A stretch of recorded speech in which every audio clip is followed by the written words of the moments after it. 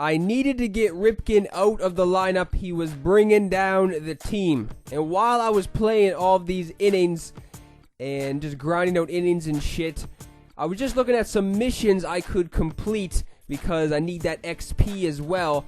And I noticed that I had a couple teams where I was close to reaching the amount of innings needed to get the conquest players and stuff. I was just going for the XP.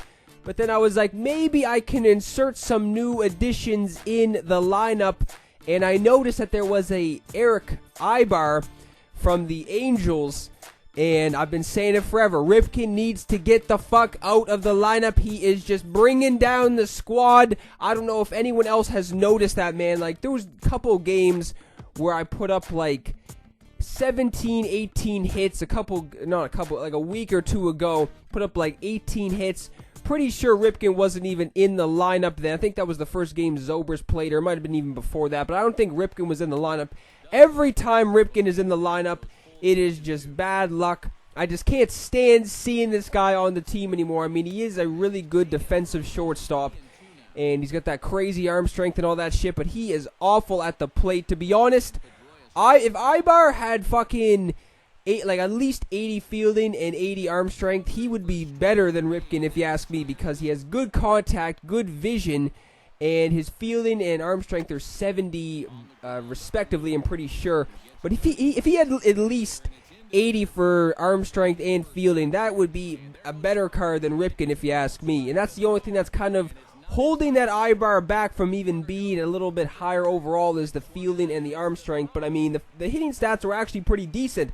I also got that Cliff Floyd, too, for left field for the Marlins. That was another team I was close to getting all the innings needed to play. So I just filled out those two teams, got those two players, and this was the first game that I played in head-to-head with those teams.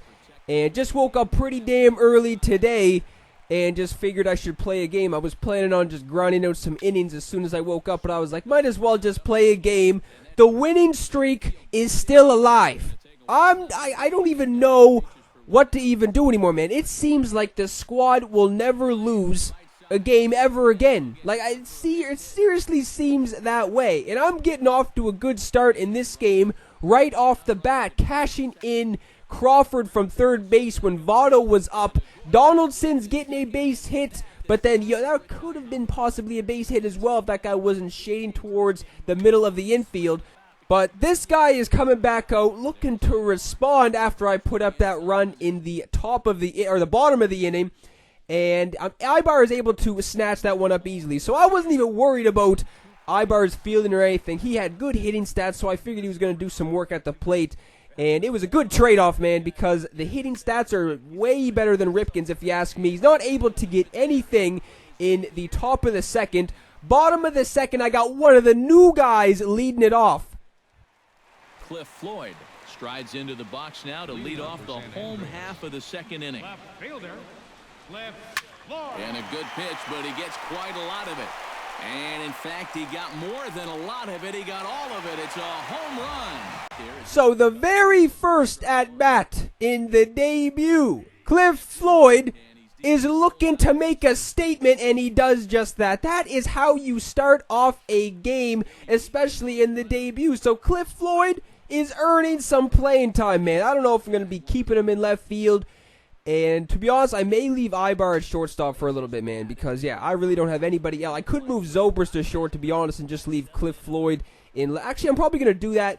Maybe not the next game, but I may leave Ibar in depending on how he does the next couple games. But I may move Zobrist back, or move him to short, and obviously have Altuve at second. Leave Cliff Floyd in left field. I know Cliff Floyd doesn't have the best fielding stats either, but I mean, his hitting stats weren't below average, but they weren't anything crazy either. So they're pretty decent. I mean, not the best card in the world or anything, but getting off to a good start with the lead-off home run. Very first at-bat in the debut. How can you even try and take him out of the lineup after shit like that? Yeah, I'm going to try and leave Ibar in maybe for the next couple games, and then maybe just switch up.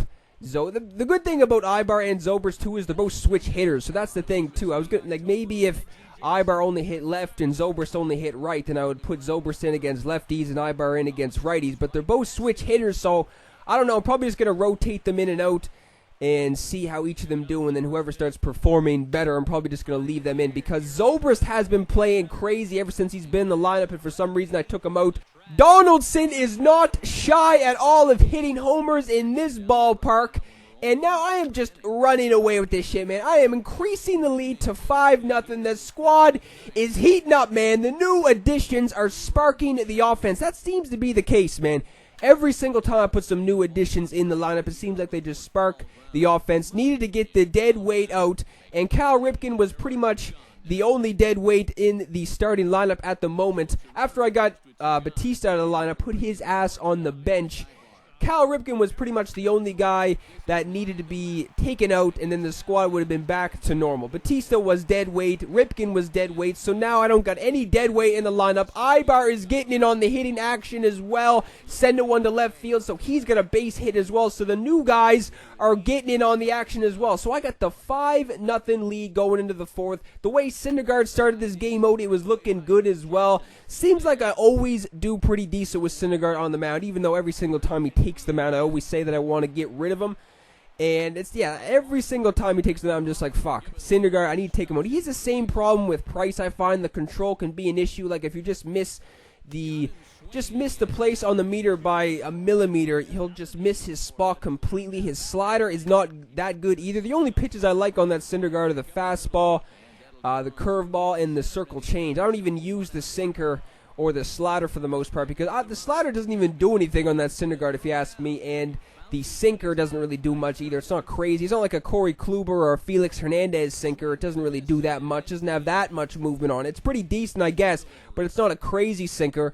I only really used 3 pitches with this guy, and they were working so far in this game, as this guy's coming back out in the top of the 5th, trying to get something going, but with 2 down, he is swinging and missing, and I'm throwing his ass out at first base. So he's going down after the 5th inning with no damage being done as well. I think he's only got about 1 or 2 hits on the board too, so Syndergaard was getting off to a very good start in this game. Looking to pick up some more guys in the pen as well. I know I used Betances and Darren O'Day, Carter Capps a lot.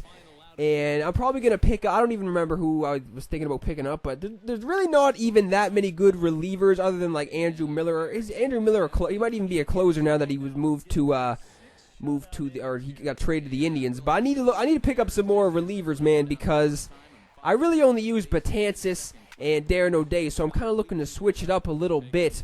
I think isn't there like a flashback Kenley Jansen or something like that, or is that a closer too? I forget. Well, it doesn't even matter, because if he is a closer, I can just put him in the reliever spot anyway. But yeah, I'm still looking to pick up some relievers. Good thing that relievers don't go for that much. There's a couple that go for a crazy amount for some reason, but I mean, most of them just go for cheap. I'm still looking for some relievers. Still looking to grind out innings too.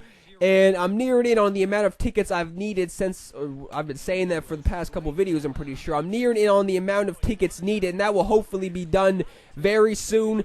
Thank you very much to all the people who have been helping me out. I already gave a shout out to some people. If I remember some other guys' PSNs who are helping me out, I'm probably going to give you a shout out in a future video as well. And as I am talking, the squad is looking for some more insurance. Crawford is driven in by Altuve after Crawford was able to reach base on the air. Altuve steals third. Donaldson is looking to do some more damage at the plate. High in the air and deep to left center field. Bradley ranging back at the track. And this one is gone. I'm telling you, man, lately the squad is looking for blood and gore. They have been going completely off at the plate. I don't want to jinx anything, but lately it seems like I'll never be able to take an L again. This winning streak is getting into the double digits. I'm pretty sure maybe it may even already be at double digits. I need to find that out. I need to find out what the winning streak is actually at, because it is getting up there. It may be in double digits at this very moment, but I need to confirm that for sure. But they have been looking for blood, man. They will not stop ripping the cover off the ball until there is blood, gore, and guts all over the baseball field. Cliff Floyd in his, fourth at bat of the game is just flying out to left field, and Ibar is doing the same. So they both went 1 for 4 respectively. Ibar with the single, and then Cliff Floyd with the home run in his first at bat for the team. So we are now in the top of the 9th. It is out of reach. This guy doesn't have a hope in hell of coming back. Joey Votto with some self-defense right there, able to snatch that one up. Don't even know how he got that. Votto only has like 70 fielding, so that was pretty impressive on his part. And then second out of the inning is coming from the pop-up to Reggie Jackson in right field. He's down to his last batter. Prince Fielder is his only hope to get back in this game. I got the 0-2 count. He's down to his last strike. Last out of this game, and he is swinging and missing at the fastball up and in.